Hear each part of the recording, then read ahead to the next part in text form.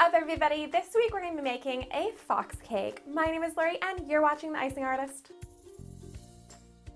To start off, I baked an 8-inch square vanilla cake. I know square might seem kind of weird as an animal, but I swear it's gonna look cute. I just divided my cake and then filled it with my vanilla buttercream icing. As always, guys, recipes down below in the description. I will also leave a link, just click the I. I then crumb coated my cake using the icing again. How about you guys? But I always find when I am crumb coating a square cake, it takes me so much longer because I'm obsessed with getting those square edges on the sides and the top. Just keep going over it and over it and over it again. For the fondant, I colored it kind of like an orangey red, or I guess a reddy orange because it's mainly orange. I then rolled out my fondant nice and thin, then rolled that back over my rolling pin and back over my cake, and then used a fondant smoother to help really smooth that out. Foxes are not pack animals. I did not know this. They like to wander alone a lot. That's, I guess, why anytime you see a fox is usually kind of wandering around by himself, except for when it's baby time. And then they can have anywhere from like 1 to 11 cubs. That is a lot of cute little adorable baby foxes.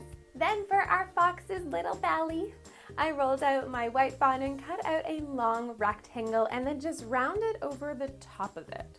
I wet the cake a little bit and then kind of just draped that on and trimmed it down. If you guys haven't already subscribed to this channel, please hit that subscribe button down below. I would really appreciate it. And don't forget to click the notification bell so you guys actually get notified when I put up a new video. And then we can hang out and make a cake. And for our fox's really big pointy ears, I wanted these to be really thick and standing up, you know, like he's alert. So I added some Heidlas powder to my fondant, and that kind of just turns it into gum paste, or you could use gum paste. I then kind of cut out like a right triangle shape, except curved. I inserted some skewers into those ears and then stuck those into the cake. Did you guys know that these large pointy ears allow foxes to hear little mice 40 yards away? So they're not just cute, they're actually useful. And when they eventually find their food, they hide it for later. Kind of like how a dog hides its bone, or how I used to hide my Halloween candy. And for its big bushy tail, I rolled out again some of that orange fondant and just cut it into a tail shape. I don't know how else to describe the shape that I'm cutting out other than a tail shape, and place that on my cake board. Finally, for my little fox's eyes, I really wanted to give it these big, cartoony, adorable eyes, kind of inspiration from Puss in Boots from Shrek, just like looking up. So I rolled out my white fondant and just cut out 2 large white circles and did the same thing with my black fondant and just layered those up.